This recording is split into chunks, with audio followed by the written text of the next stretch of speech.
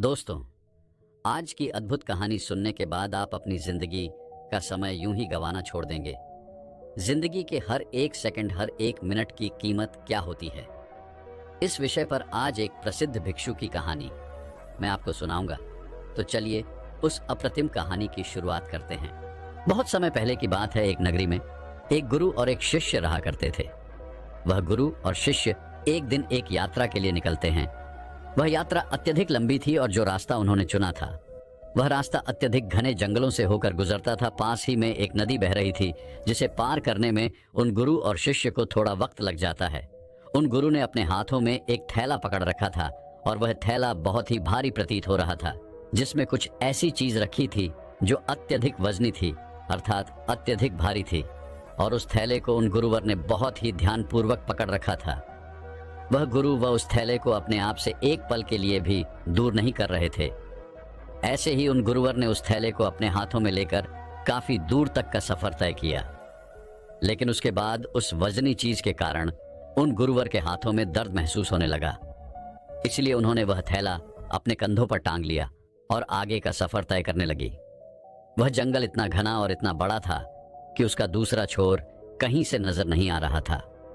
वह गुरु और शिष्य दोनों उस जंगल के रास्ते से होकर गुजरते चले जा रहे थे। वहां पर और कोई भी नहीं था। तभी वह गुरु अपने शिष्य से कहते हैं, भंते, तुम्हें डर तो नहीं लग रहा? वह शिष्य अपने गुरु की यह बात सुनकर अत्यधिक हैरान हो जाता है और वह बड़ी हैरानी से अपने गुरुवर से कहता है गुरुवर, आप ये क्या कह रहे हैं? हम एक सन्यासी हैं, हमें किस बात का डर? आखिर आप ऐसा क्यों पूछ रहे हैं? पहले तो मैंने आपको यह कभी पूछते नहीं देखा। कहीं आप मेरी परीक्षा तो नहीं ले रहे? इस पर गुरुवर अपने उस शिष्य से कहते हैं, नहीं नहीं, मैं तो बस यह जानना चाहता था कि इतने घने जंगल में हम कब से चले जा रहे हैं। हो सकता है तुम्हारे मन में डर पैदा हो रहा हो, इसलिए मैंने बस तुमसे पूछ लिया। इस पर शिष्य कहता है, गुरुवर, आप ही ने तो सिखाया है यह सब कुछ नश्वर है, तो फिर मुझे किस बात का डर होगा? नहीं, मेरे पास कुछ ऐसा है जिसे खोने का मुझे डर हो, तो फिर भला मैं किस बात से डरूंगा? आपने शिष्य की यह बात सुनकर वह गुरुवर कहते हैं, अच्छा ठीक है, चलो आगे बढ़ते हैं। इतना कहकर वह गुरुवर और वह शिष्य आगे की ओर बढ़ने लगे। देखते ही देखते रात हो चुकी थी। रात में उन्होंने एक जगह पर रुकने का इंतजाम किया। चारों तरफ घना अंधेरा था, चारों तरफ एक सन्नाटा छाया हुआ था। तभी वह गुरुवर अपने उस शिष्य से कहते हैं, भंते, आज रात हम यहीं पर रुक जाते हैं और अगली सुबह हम अपनी यात्रा फिर से प्रारंभ करेंगे। वह शिष्य अपने उन गुरुवर की बात मान लेता है। कुछ देर बाद वो गुरु अपने शिष्य से कहते हैं, भंते, कहीं तुम्हें भय तो नहीं लग रहा?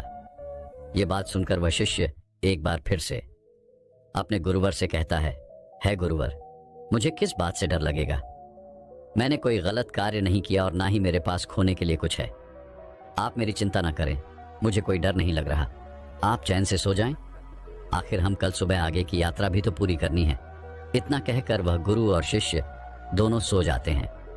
अगली सुबह सूरज निकलने से ठीक पहले वह दोनों उठकर अपनी यात्रा फिर से प्रारंभ करते हैं और अपने मार्ग में आगे की ओर बढ़ने लगते हैं। जैसे जैसे सुबह हो रही थी वैसे वैसे सूर्य की किरणें भी तेज और तीव्र होती जा रही थीं। लेकिन वह गुरु और शिष्य आगे की ओर बढ़ते चले जा रहे थे। देखते ही देखते दोपहर का वक्त हो चुका था और अब उन महात्मा को जोरों की प्यास लग चुकी थी। दोनों ने जैसे तैसे उस घने जंगल को पार किया और उसके बाद जो गांव पड़ता था उसमें जाकर कुछ देर के लिए विश्राम किया। तभी वह गुरु अपने शिष्य से कहते हैं, भंते, मुझे जोरों की प्यास लगी है, मेरे लिए पानी लेकर आओ। इस पर शिष्य दौड़ा दौड़ा गांव के कुएं के पास जाता है। वहां से पानी निकालकर वह अपने गुरुवर को देता है। पानी पीते वक्त वह गुरुवर अपने उस थैले को अपने उस शिष्य को थमा देते हैं। वह थैला अत्यधिक भारी था। शिष्य ने जब उसे अपने हाथों में लिया तो वह यह समझ चुका था कि यह गुरुवर पहले से ही अपने थैले में कुछ ऐसा लिए घूम रहे हैं जिनके कारण इनके मन में कुछ डर उत्पन्न हो रहा है। वह यह सोचने लगा कि उसके गुरुवर उससे कुछ न कुछ छुपा रहे हैं। जरूर कोई बात है। जब उसने उन गुरुवर के थैले में हाथ डाला तो उस थैले में उसे एक सोने की ईंट मिली। उसने सोने की ईंट को निकालकर बाहर फेंक दिया और उसमें पत्थर की एक ईंट भर दी। उन गुरुवर ने पानी पीने के बाद तुरंत ही उस थैले को फिर से अपने हाथों में ले लिया और अपने शिष्य से कहते हैं, जाओ तुम भी पानी पी लो, अब हमें आगे का सफर तय करना है। शिष्य भी पानी पीकर आता है और उसके बाद वे दोनों सफर में आगे की ओर बढ़ चलते हैं। तभी उन्हें एक व्यक्ति मिलता है और वह उन गुरु से कहता है गुरुवर, इस गांव में रहना ठीक नहीं है। इस गांव में अत्यधिक चोर रहते हैं और यहाँ पर बहुत चोरियां होती हैं। यहाँ पर अक्सर लोगों का सामान चोरी हो जाता है। ये सुनकर वह गुरुवर अत्यधिक घबरा जाते हैं और अपने शिष्य से कहते हैं, भंते हैं, हमें यहाँ से जल्दी जल्दी निकलना चाहिए। हमें अपने मार्ग में तेजी से आगे बढ़ना चाहिए। इस पर शिष्य अपने गुरुवर से कहता है गुरुवर, आप निश्चिंत तो हो जाइए। अब हमें किसी भी प्रकार का कोई खतरा नहीं है और ना ही अब आपको डरने की कोई आवश्यकता है। अपने शिष्य के मुख से यह बात सुनकर वह गुरुवर अपने शिष्य से कहते हैं, भंते, तुम इतने विश्वास के साथ ये कैसे कह सकते हो कि अब हमें डरने की कोई आवश्यकता नहीं। इस पर शिष्य अपने गुरु से कहता है गुरुवर, जिस सोने की ईंट के कारण आप घबरा रहे थे, जिसे आपने शुरू से लेकर अब तक ढोया था, जिसका वजन आप लेकर इधर उधर घूम रहे थे, उसे मैंने कब का फेंक दिया है। इसलिए वह खतरा अब टल चुका है। अब वह खतरा हमारा पीछा नहीं कर सकता। इसलिए आप निश्चिंत हो जाइए और अब आपको डरने की भी कोई आवश्यकता नहीं। अपने शिष्य की यह बात सुनकर वह गुरु अपने थैले में हाथ डालकर देखते हैं तो उन्हें एक साधारण सा पत्थर मिलता है। तब वह अपने शिष्य से कहते हैं, भंते, इसमें जो सोने की ईंट थी वह कहाँ गई?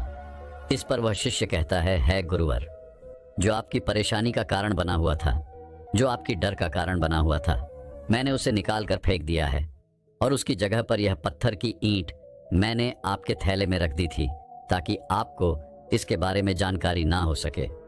इस पर वह गुरु कहते हैं, अर्थात इतनी देर से मैं केवल एक पत्थर का बोझ धो रहा था, एक पत्थर को लिए घूम रहा था और अकारण ही परेशान हो रहा था, डर रहा था, घबरा रहा था। इस पर शिष्य कहता है गुरुवर, आप तो व्यर्थ ही चिंतित हो रहे थे। वह सोने की ईंट भी हमारे किस काम की? वह तो हमारे लिए नश्वर है, व्यर्थ है। हमारे लिए तो सब एक समान है। इस पर वह गुरु अपने उस शिष्य से कहते हैं, भंते, तुम सही कहते हो, मैं तुम्हारी बात समझ चुका हूँ। तुमने एक शिष्य होकर मुझे इतनी अच्छी सीख दी है। मैं तुम्हारी समझदारी से अति प्रसन्न हूँ। मुझे खुशी है कि तुम मेरे शिष्य हो। इस पर वह शिष्य कहता है गुरुवर, आप ही ने सिखाया था, भय जैसी कोई चीज नहीं होती। यह तो हमारी मान्यता है जिसे हम कई वर्षों से यूं ही मानते चले आ रहे हैं। लेकिन यदि हम ध्यान से वास्तविकता को देखेंगे तो सत्य का झात होगा कि ऐसा कुछ नहीं होता। यदि व्यक्ति के भीतर भय बसा हुआ है तो कोई भी चीज उसे डरा सकती है, और यदि व्यक्ति भीतर से कमजोर नहीं है, ताकतवर है, तो उसे कोई नहीं हरा सकता। जरूरत है तो खुद को यह बताने की कि हम जो कुछ भी सोच रहे हैं, हमारे भीतर जो कुछ भी चल रहा है, ये सब एक कल्पना है और कुछ नहीं, जिसे हम बेवजह ही कई वर्षों से ढो रहे हैं, इसका वजन संभाल रहे हैं। एक बार की बात है, एक बार एक गुरु अपने सभी शिष्यों को उपदेश दे रहे थे। तभी उन सभी शिष्यों में से एक शिष्य अपने गुरु से पूछता है गुरुदेव, क्या ये जरूरी है कि हम समय रहते अपने कार्य को पूरा कर लें? हम उसे बाद में भी तो कर सकते हैं, हम उसे बाद में क्यों नहीं कर सकते? इस पर वह गुरु अपने उस शिष्य से कहते हैं, भंते, समय के साथ अगर तुम हर कार्य को करते हो तो जीवन में तुम्हें उसका वैसा ही लाभ भी मिलेगा और तुम आगे की ओर बढ़ते चले जाओगे। आगे वह गुरुवर अपने उस शिष्य से कहते हैं, समय एक ऐसी चीज है जो कभी किसी के लिए नहीं रुकता, इसलिए समय के साथ अपने कार्य को पूरा कर लेना चाहिए। यदि तुम अपने कार्य को कल पर टालते हो तो क्या तुम जानते हो कल क्या होगा? क्या तुमने कल देखा है? ये कोई नहीं जानता। तुम्हारा आज तुम्हारे पास है, इसलिए इस पर ध्यान दो, क्योंकि यदि यह समय निकल गया तो फिर कभी यह वापस नहीं आएगा। इस पर वो शिष्य कहता है, पर है गुरुवर, ऐसा क्यों होता है? हम उस कार्य को बाद भी क्यों नहीं कर सकते? इस पर गुरुवर अपने उस शिष्य से कहते हैं, क्योंकि हर कार्य को करने का एक निश्चित समय होता है। इसे और अच्छे से समझाने के लिए मैं तुम्हें एक कहानी सुनाता हूँ। इस कहानी को ध्यानपूर्वक सुनना और समझने का प्रयास करना। एक समय की बात है, एक व्यक्ति था जिसका एक बेटा भी था और उसका बेटा बहुत आलसी था। वह कभी भी किसी कार्य को समय पर पूरा नहीं करता था। एक काम करता और उसके बाद वह भाग जाता और घर पर भी वह वापस नहीं आता। इसी तरह उसका कार्य अधूरा रह जाता। जब वह अगले दिन उस कार्य को पूरा करने जाता तो उसका काम और भी ज्यादा बढ़ जाता। वह किसी भी कार्य को मेहनत और लगन के साथ पूरा नहीं कर पाता था और यह बात उसके पिता को बहुत अच्छे से पता थी कि उसका बेटा किसी भी कार्य को पूर्ण रूप से नहीं करता, ना ही किसी काम को सही ढंग से करता है। इस कारण वह व्यक्ति अत्यधिक चिंतित रहता। उसे यह समझ नहीं आ रहा था कि अपने बेटे को कैसे समझाए कि हर कार्य को उचित समय पर पूरा कर लेना चाहिए। देखते ही देखते समय बीत गया और वह व्यक्ति बूढ़ा हो चुका था। उसकी आय हो चुकी थी और अब उसे यह चिंता सताने लगी थी कि उसके बेटे को कौन संभालेगा, उसे कौन समझाए कि कैसे कोई कार्य सही समय पर और सही ढंग से करना चाहिए। एक दिन उसने यह तय किया कि वह अपने बेटे से इस विषय पर बात करेगा। उसी दिन शाम को खाने के वक्त वह व्यक्ति अपने बेटे को अपने पास बुलाता है और उसे समझाते हुए कहता है, बेटा, तुम जानते हो हम सब किसान हैं और किसानी करके ही हमारा पेट भरता है और हमारा जीवन भी इसी से चल रहा है। मैं जब तक स्वस्थ था मैंने पूरी लगन और मेहनत के साथ इस कार्य को पूरा किया है, लेकिन अब मैं बूढ़ा हो चुका हूँ, मेरी उम्र हो चुकी है। अब मैं तुम्हारा साथ नहीं दे सकता और न जाने कब अब मेरा अंतिम समय भी आ जाए। फिर मेरे बाद इस काम को कौन देखेगा, कौन तुम्हारे परिवार को खिलाएगा, उसका ध्यान रखेगा। इसलिए मैं चाहता हूं कि तुम अभी से अपनी जिम्मेदारियां समझ लो और मेरा सारा कार्यभार आज से तुम संभाल लो। उस व्यक्ति के मुख से ये सारी बातें सुनकर उनका बेटा थोड़ा भावुक हो जाता है। तभी आगे उसका पिता उससे कहता है, तुम्हें अब से अपनी हर जिम्मेदारी को समझना होगा, अपने कर्तव्यों का पालन करना होगा, हर काम को स्वयं से करना होगा और यदि तुम अपने सभी कार्यों को समय पर पूरा कर लोगे तो निश्चित तौर पर तुम्हें सही और अच्छे फल भी मिलेंगे। इस पर वह लड़का थोड़ा सा क्रोधित होकर अपने पिता से कहता है, पिताजी, आप क्या कहना चाहते हैं? आपको क्या लगता है मैं अपना कोई कार्य पूरा नहीं करता? मैं खेत में जाता हूँ, वहाँ रहता हूँ, वहाँ की देखभाल करता हूँ, घर के कामों के लिए भी जगह जगह जाता हूँ, तो क्या ये सब कार्य नहीं है? क्या इन सबको कार्य नहीं कहते और क्या इन्हें मैंने बिना मन के ही पूरा किया है? इस पर उसके पिता कहते हैं, बेटा, मैं जानता हूं कि तुम रोज खेत जाते हो, लेकिन मुझे यह भी पता है कि तुम वहां जाकर एक पेड़ की छाया में सो जाते हो और अपना समय बर्बाद कर देते हो। मैंने खुद कई बार तुम्हें खेतों में सोते हुए देखा है और तुम कहते हो कि तुम घर के कामों के लिए बाजार जाते हो। मैंने तुम्हें कई बार बाजार के बहाने अपने मित्रों से मिलते हुए देखा है, उनसे घंटों बातें करते हुए देखा है, लेकिन तुम एक पल के लिए यह नहीं सोचते कि घर पर बूढ़े माँ बाप हैं, उनका भी तो ख्याल रखना आवश्यक है। अपने पिता के मुख से ये सारी बातें सुनकर वह लड़का शांत हो जाता है, क्योंकि उसके पास अब कहने के लिए कुछ नहीं बचा था। वह चुपचाप अपने पिता की बात सुनता है। उसके पिता आगे कहते हैं, अपना हर कार्य पूरे मन, लगन और ईमानदारी के साथ करना चाहिए, क्योंकि ऐसा न करके तुम किसी और को नहीं बल्कि खुद को ही धोखा दे रहे हो, जो तुम्हारे लिए आगे बढ़कर बड़ी समस्या बन जाएगी और तब ना तो तुम्हें कोई समझाने वाला होगा और ना ही तुम्हारा कोई साथ देने वाला होगा। कल को यदि हम ना रहे तो तुम क्या करोगे? इसलिए समय रहते अपने कार्यों को संभाल लो और ईमानदारी और मेहनत के साथ अपना कार्य पूरा करो।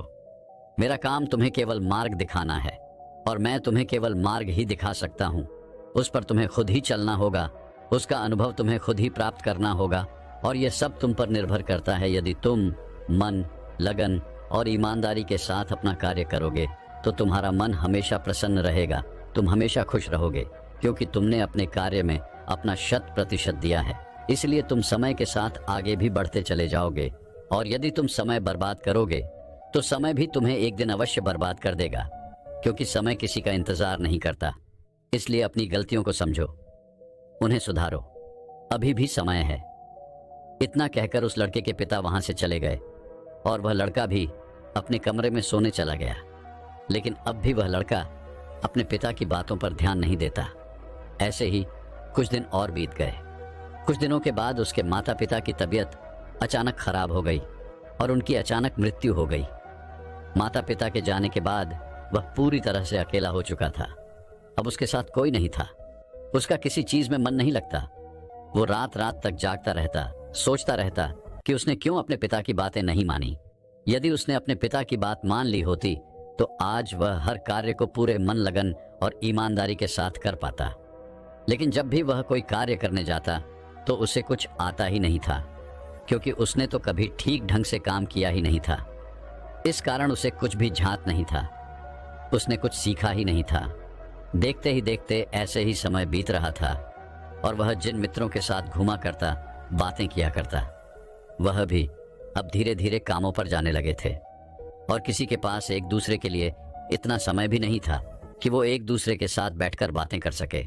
समय बिता वो जब एक साथ मिलकर बातें करते तो वे सभी केवल अपने कामों की ही बात किया करते थे। लेकिन वहां पर यह लड़का बिल्कुल चुपचाप रहता, क्योंकि इसने अपने जीवन में कुछ नहीं किया था, जिस कारण ये वहां से क्रोधित होकर वापस चला जाता है और अब उसे पछतावा होता है कि उसने अपने जीवन में कुछ नहीं किया, जबकि उसके सारे मित्र धीरे धीरे आगे बढ़ रहे हैं। वह अपने जीवन में कुछ अलग कर रहे हैं और वह अब भी वहीं का वहीं है। उसने तय किया कि अब से वह खेतों में खूब मेहनत करेगा, जैसा उसके पिता ने कहा था। पूरी लगन और मेहनत के साथ वह अपने कार्य को पूरा करेगा। अगले दिन से उसने खेतों में जाना शुरू किया और अपने कार्य को करने का प्रयास किया। लेकिन उसने तो पहले कभी किसी कार्य को किया ही नहीं था, जिस कारण उसे यह समझ नहीं आ रहा था कि वह क्या करे, कैसे करे, जिस कारण निराश होकर वो वापस घर लौट जाता है और रात के बाद वो अपने मित्रों के बारे में सोचता है कि सब कुछ काम कर रहे हैं, कुछ अलग कर रहे हैं, वे सब आगे बढ़ रहे हैं और मैं अकेला हूँ। मेरा साथ देने वाला कोई नहीं है। मैंने अपने जीवन में कुछ नहीं कर पाया। यदि मैंने अपने पिता की बात मान ली होती तो आज मैं भी अपने जीवन में कुछ कर रहा होता। यह सोचकर वह अपने पिता को याद करने लगा और फूट फूट कर रोने लगा। उसने अपने पिता की एक भी बातों पर अमल नहीं किया था और यही वजह थी कि आज वह बहुत चिंतित था, बहुत परेशान था और उसका साथ देने वाला भी कोई नहीं था। वह रात रात भर यूं ही सोचा करता, परेशान रहता, चिंतित रहता और जब सुबह होती तो वह खेतों में जाकर मेहनत करने का प्रयास करता, लेकिन उसे कुछ समझ ही नहीं आ रहा था। एक दिन वह अपने घर पर बैठकर इसी चिंता में डूबा हुआ था। तभी उसे ख्याल आया कि इतना सोचने और परेशान होने से कुछ नहीं होगा।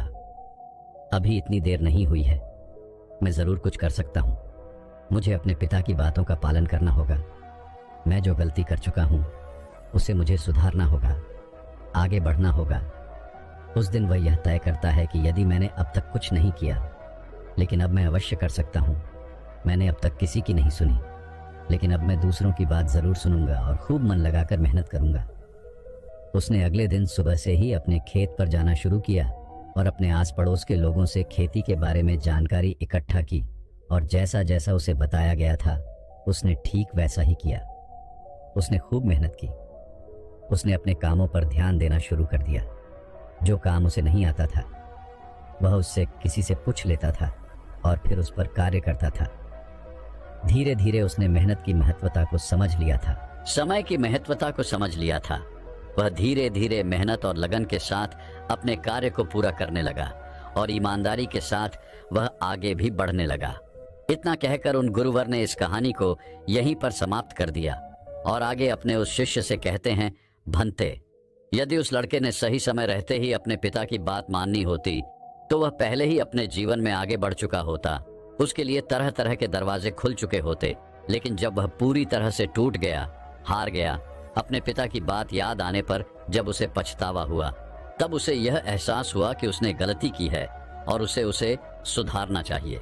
यदि उसने समय रहते ही जिम्मेदारियों को समझ लिया होता और ईमानदारी से अपना कार्य किया होता तो उसके लिए भी सब कुछ आसान होता और वह भी अपने जीवन में बहुत आगे बढ़ चुका होता। उन गुरुवर के मुख से यह कहानी सुनकर उस शिष्य को सारी बातें अच्छी तरह समझ में आ चुकी थी। वह शिष्य कहता है गुरुवर, आप सही कहते हैं। जीवन में हर चीज का एक सही समय होता है। हमें समय के अनुसार सब कार्य पूर्ण कर लेने चाहिए, अन्यथा अंत में केवल दुख और पछतावा ही बचता है। आगे वह गुरुवर अपने उस शिष्य से कहते हैं, हमेशा ध्यान रखना, व्यक्ति को सदैव अपने काम के प्रति जिम्मेदारी से अपने कार्य को पूरा करना चाहिए। अपने कार्य के प्रति ईमानदार होना चाहिए, तभी वह जीवन में आगे बढ़ सकता है। अन्यथा इतना कहकर वह गुरु शांत हो गए और वह शिष्य भी अपने और गुरु को प्रणाम करके वापस बैठ गया। तो दर्शकों, चलिए अब जिंदगी से दुखों को पूरी तरह से खत्म कैसे किया जा सकता है, इस विषय पर अगली कहानी की शुरुआत करते हैं। दोस्तों, महात्मा बुद्ध कहते हैं दुख है, और ये सत्य है, हमारे दुख का कारण भी है, यह भी सत्य है, और उसका निवारण भी है, यह भी सत्य है। समस्या है तो उसका समाधान भी है, परंतु हमें हमारे जीवन में केवल दुख और समस्याएं ही दिखाई देती हैं। हर तरफ चारों दिशाओं में हमें केवल दुख और परेशानियां ही नजर आती हैं। इसका समाधान तो कहीं नजर ही नहीं आता।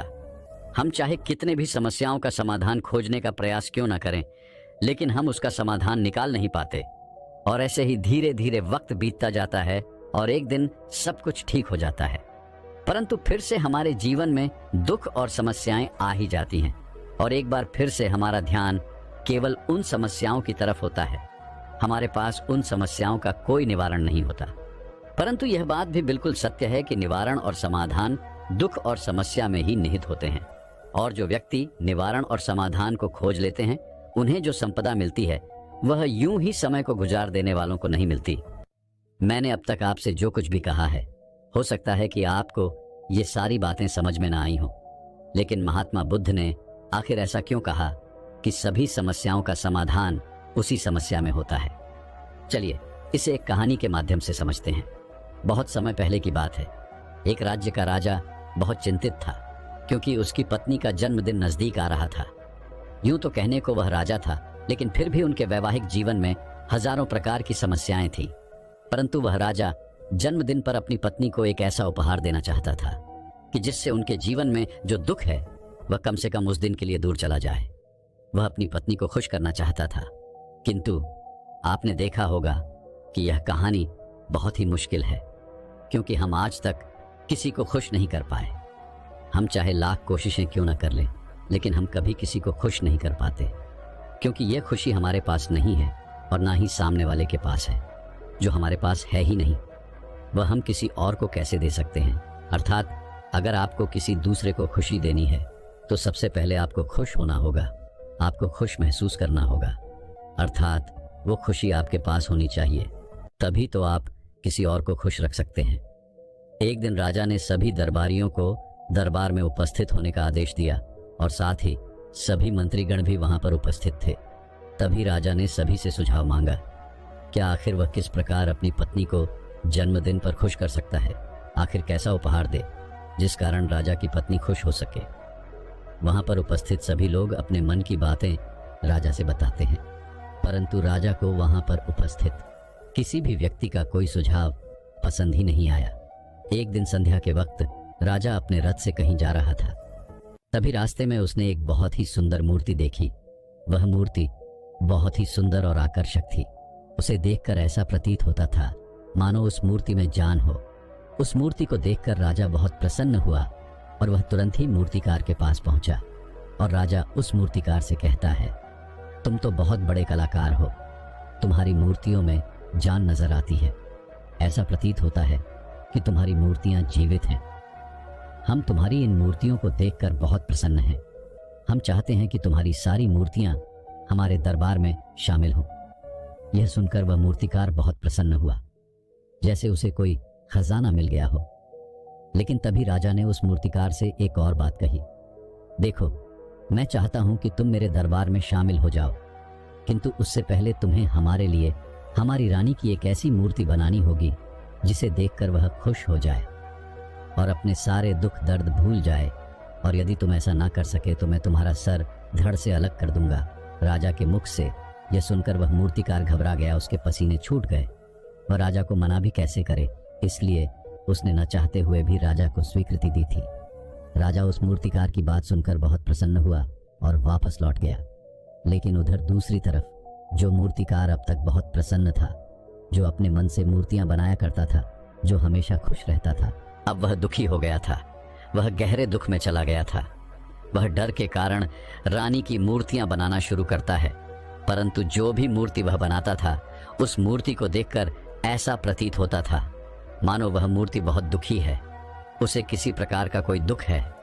एक के बाद एक उसने कई सारी मूर्तियां बना डाली, परंतु कोई भी मूर्ति ऐसी नहीं थी जिसे देखकर कोई भी खुश हो सके, जिसे देखकर यह प्रतीत हो कि मानो उस मूर्ति में जान है और वह मूर्ति देखकर कोई भी अपना दुख भूल जाए। और ये इस कारण हो रहा था क्योंकि वो मूर्तिकार भीतर से बहुत दुखी था, जो उसकी मूर्तियों के रूप में स्पष्ट नजर आ रहा था। राजा ने उस मूर्तिकार को 1 सप्ताह का समय दिया था, किंतु 4 दिन तो उसने यूं ही बर्बाद कर दिए। अब उसके पास केवल 3 दिन का ही समय बचा था, जिसके बारे में सोच सोचकर उस मूर्तिकार का गला सूखा जा रहा था। डर के कारण अब उसके हाथ पैर भी काम करना बंद कर चुके थे।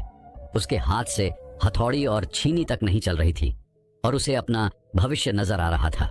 उसे नजर आ रहा था कि वह राजा उसे मृत दंड दे रहा है। उसके बाद उसके परिवार का क्या होगा, उसके परिवार को कौन संभालेगा, यह सोच सोचकर उस मूर्तिकार का मन बैठा जा रहा था। तभी उसने एक योजना बनाई। वह अपने परिवार को साथ लेकर रात ही में गांव छोड़कर चला जाएगा। यह सोचकर वह तुरंत घर लौटा। उसने सारा सामान बांधा, अपनी पत्नी और अपने बच्चों को भी तैयार किया।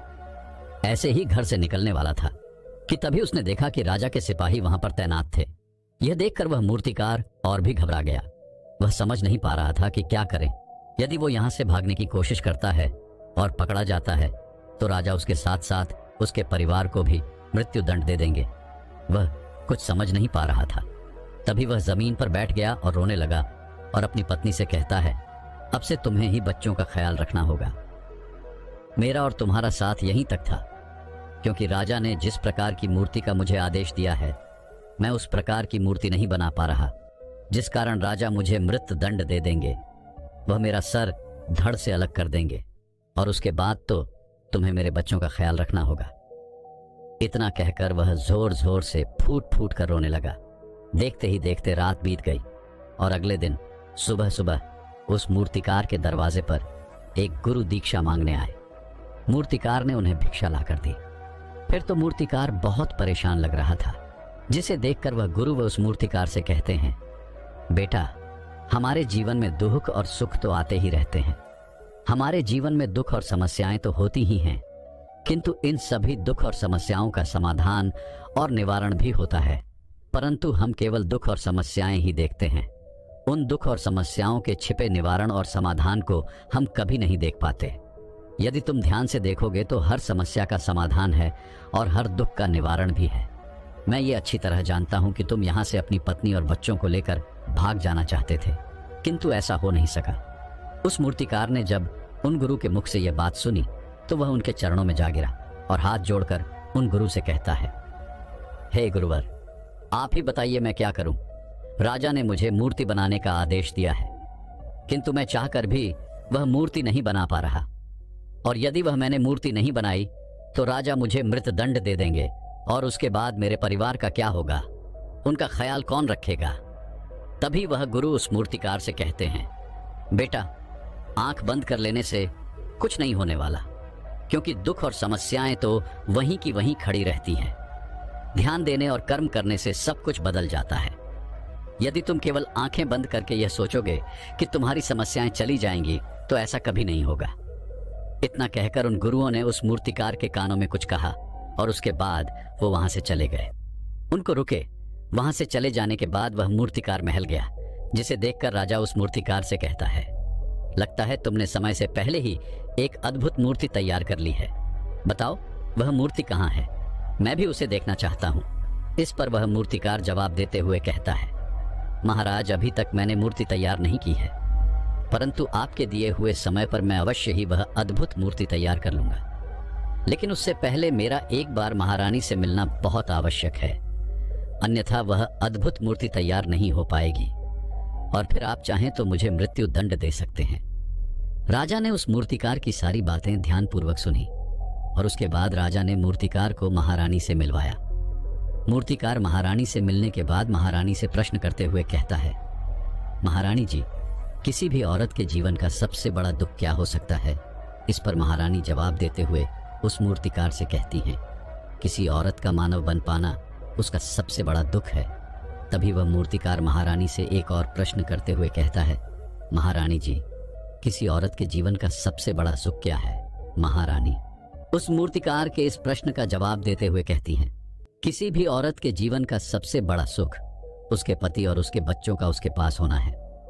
महारानी के मुख से अपने प्रश्नों का जवाब जानकर मूर्तिकार बहुत प्रसन्न हुआ और उनसे आज्ञा लेकर वह वापस अपने घर लौट आया और अब से रात दिन उस मूर्ति पर काम करने लगा।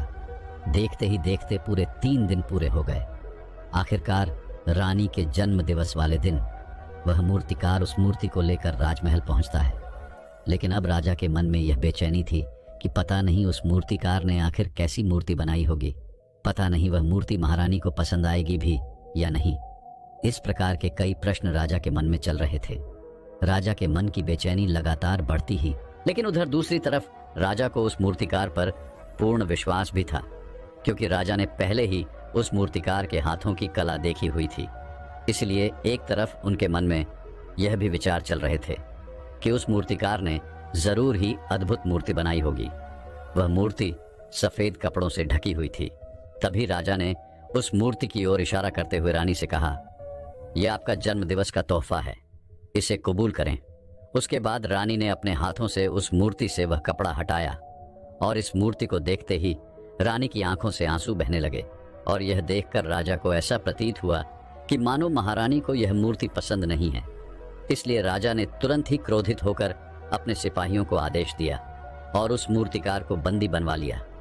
लेकिन तभी महारानी राजा से कहती हैं, रुकिए, इस मूर्तिकार ने तो मेरा दुख और सुख एक ही मूर्ति में निकाल दिया है।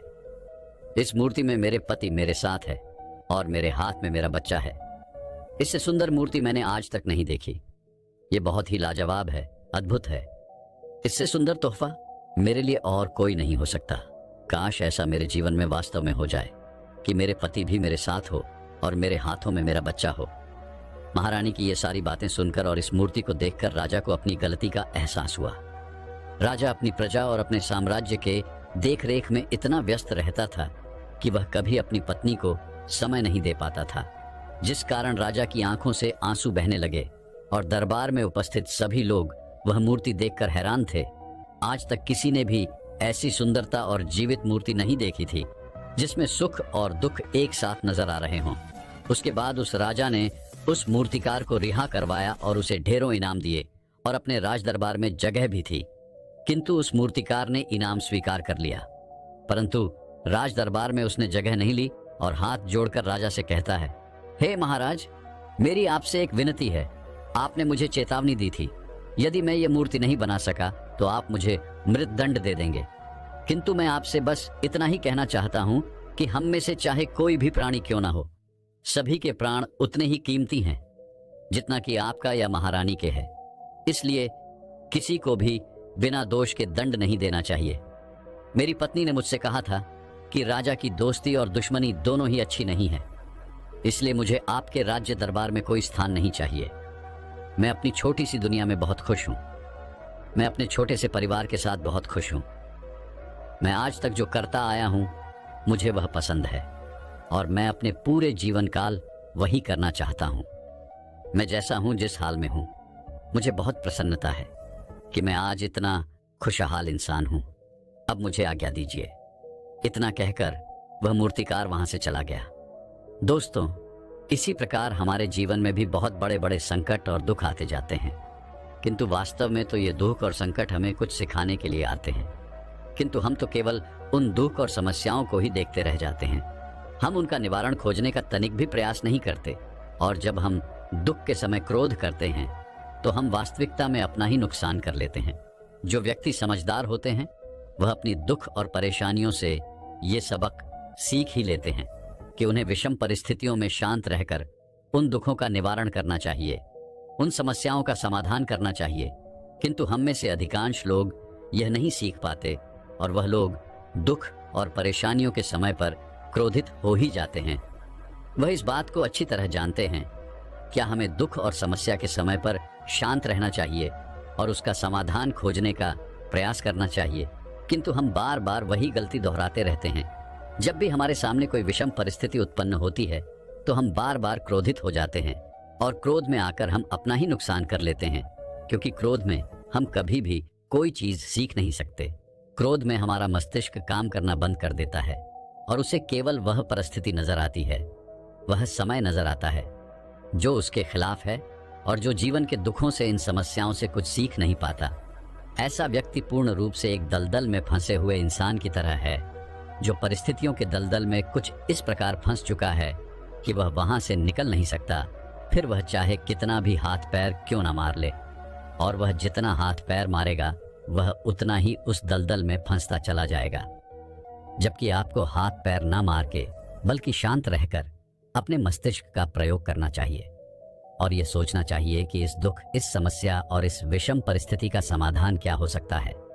किंतु आप तो अपने आप को पहले से ही दलदल में डाल चुके हैं और ऐसी स्थिति में आप बाहर निकलने के बारे में ना सोचकर लगातार और हाथ पैर मारकर आप अपने आप को उस दलदल में और भी नीचे डुबाते जा रहे हैं।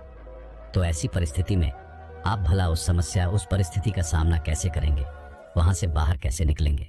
और वहीं पर जो व्यक्ति थोड़ा भी जागृत है, जो दुख और समस्याओं का निवारण और समाधान खोजने में वास्तव में अपना समय लगाते हैं, वो ये जानते हैं कि निवारण और समाधान एक हीरे की तरह है। वह हीरे की खान की तरह है। जिस प्रकार एक हीरे को ढूंढा जाता है, फिर उसे तराशा जाता है, जिसके बाद उस हीरे की कीमत बहुमूल्य हो जाती है, ठीक वैसे ही दुख और समस्या में समाधान और निवारण खोजने की आवश्यकता होती है और वह हमें खोजना भी चाहिए। और जब ये आपको मिल जाते हैं तब आपको एक ऐसी संपदा मिलती है, एक ऐसी समझ, एक ऐसा विश्वास, एक ऐसी शक्ति मिलती है कि उसके बाद आपके सामने जब भी कोई समस्या या कोई परेशानी आती है तो आप अकेले नहीं होते, बल्कि आप ये समझ जाते हैं कि वो विषम परिस्थिति आपको कुछ सिखाने आई है और आप उसका डटकर सामना करते हैं। उससे वो सारी चीजें सीखते हैं जो वो आपको सिखाना चाहती है और उसके बाद आप और भी मजबूत होते चले जाते हैं। आपका विश्वास और भी बढ़ता चला जाता है, आप और भी शक्तिवान और बलवान होते चले जाते हैं।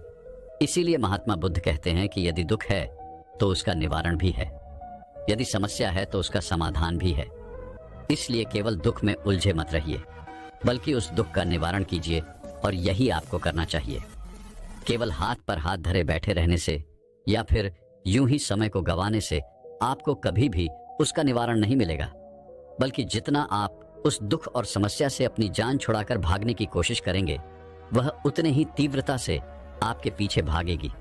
और जैसे जैसे समय बीतता जाएगा, वह दुख और समस्या और भी विकराल रूप ले लेगी और तब उसका सामना करना और भी मुश्किल हो जाएगा। इसलिए यदि कोई दुख और समस्या अभी आपके सामने है तो उससे लड़िए, डटकर सामना कीजिए, उससे सीखिए और निवारण कीजिए।